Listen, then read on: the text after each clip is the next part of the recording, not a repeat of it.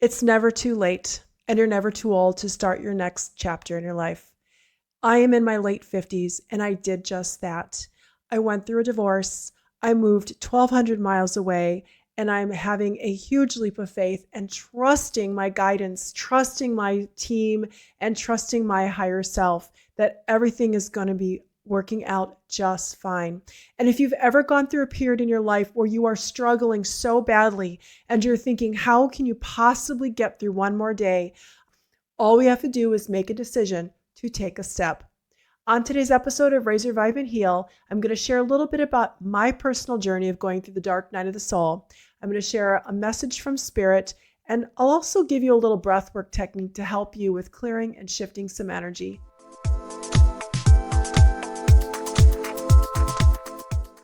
Welcome. If you're new to my podcast, my name is Lisa, and the goal here is to help you feel empowered, clear and remove stress, tension, energies so that you can heal and it's easier for you to connect with your own inner wisdom and your inner guidance system.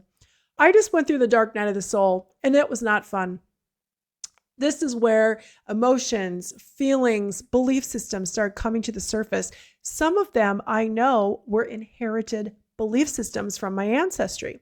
So the year prior to leaving my marriage, I made the decision I was going to see how my husband at the time and I interacted, suggested therapy. That was a no-go. Watched actions, myself and him, and just see if we worked or didn't work.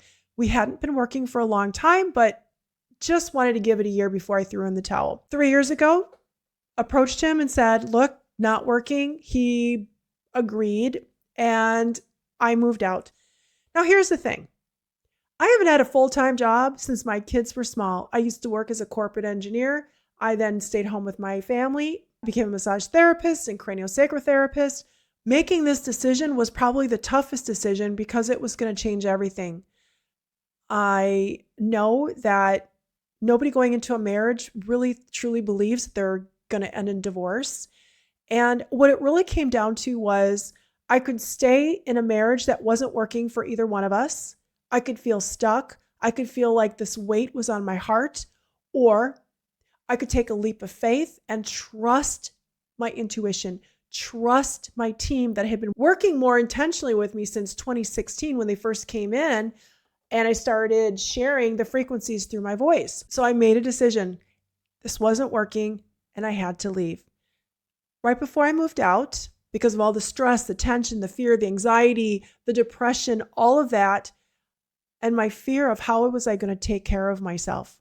How was this divorce going to work? How, was it going to be contentious? Was it going to be smooth? And of course, divorce is never easy peasy, right? It stinks. It is not a fun process, but I had to take the leap of faith. I had to do it. And I know it took a lot of courage and it took a lot of trust for me to get to that point, because I knew I was going to have to support myself.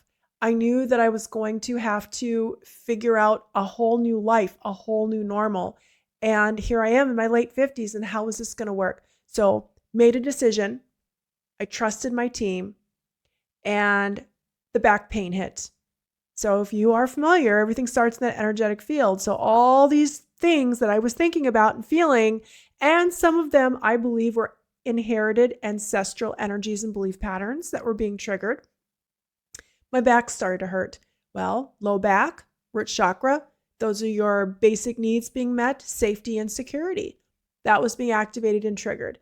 So I went through a period of 2 years where my emotions were up and down, up and down, up and down. And really, I feel like going through this journey, it's about coming to a place of balance. So making a decision, trusting my team, taking care of myself. So going for nature walks. Nature is incredibly powerful to help with nurturing and helping us navigate our emotions, as well as just helping us come to a state of balance. Now, you are not broken. If you're going through something right now and you're feeling like there's no possible way you're ever going to make it through, I understand. I did not know how I was going to get through a divorce that was difficult, but here I am. I have been divorced a year. I moved 1,200 miles away, and I am meeting people I would have never met if I hadn't taken the leap of faith. Now, interestingly enough, I asked for a card I asked for a message from Spirit from my angel deck, and one literally flew out of the deck, and it's number 4, be a light to others. You have a powerful message to share. Share your light on the world so that others can learn from you. And this is why we are doing our inner work. Yes, this applies to me, but it also applies to you. Okay? So what is it going to take for you to be a light to others? Does that mean you're going to have to redefine what your role is in your relationships? Does that mean you're going to have to look for another job opportunity? Does that mean you're going to have to start new relationships or end relationships? I don't know. Only you can answer that question. But Spirit is reminding us that our job is to be a light to others, that our job in order to do that is to work on our own stuff. And sometimes it means having to walk away from a difficult, painful situation and doing your inner work. And I understand that because I just went through this. So what can you do when you're going through something like this? Make sure you have a network, a support system. Whether it's mentors for a new job, whether it's a trusted friend that you can talk to no matter what's going on, counselors, therapists, medical professionals, massage therapists, anything and anyone who's going to support you on this journey as you are transitioning into this, whatever this new thing is for you, this big change that you're making, even at the age of 50. Okay, so you're trusting your guidance system easier, more and more each day, I hope. Journaling, going on nature walks. And really what I learned about navigating what I consider this dark night of the soul was I'd be in the low, low lows, and then I'd switch to some highs, and then low, low lows, and then some highs, and it would just kind of go back and forth. But really this journey is about learning how to come to a place of balance with your emotions. Now, when you're going through some really difficult times, you're going to be deep diving into some emotions you may have suppressed and kept locked and hidden for a very long time. The hardest thing about going through the extreme emotions is that I feel like it can be very taxing on your energy as well as your physical body. So try to come to a state of balance. And that's where the nature walks, the journaling, looking at your inner child work, getting some body work helps bring you into a state of balance. Breathwork is something that I learned while I was going through my divorce and I became a certified breathwork coach.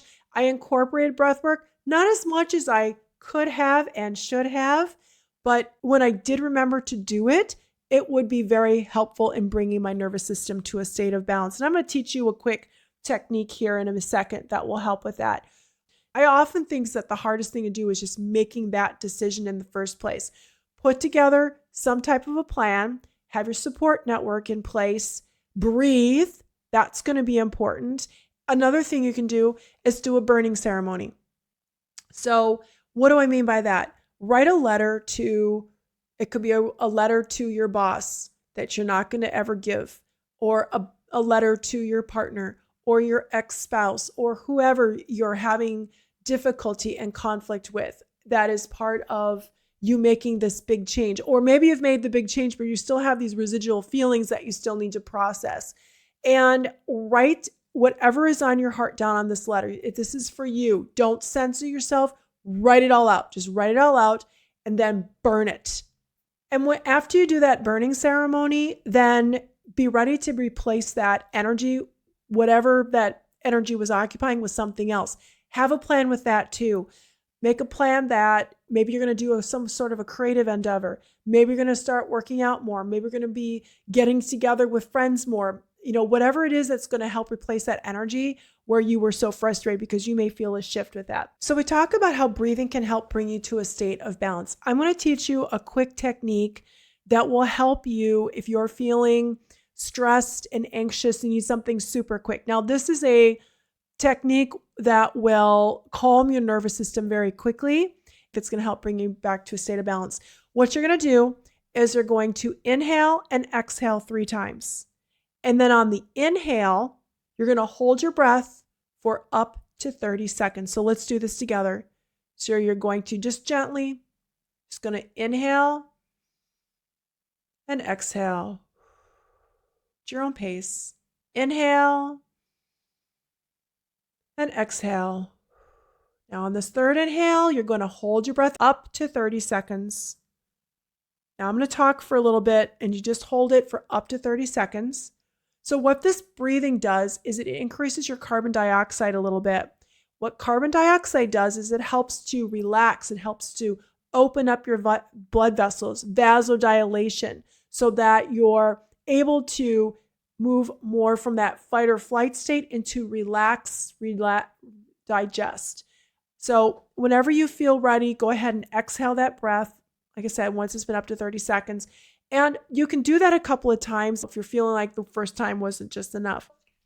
I just want to share with you that you are very courageous for starting a new chapter. I want to share with you that starting over isn't easy, but it can be completely worth it.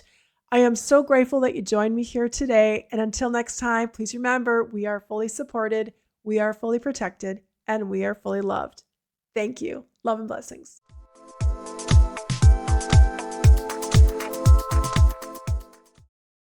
Please remember that anything that is shared here is never meant to replace a medical or mental health diagnosis. Please always seek the appropriate treatment as needed. Thank you.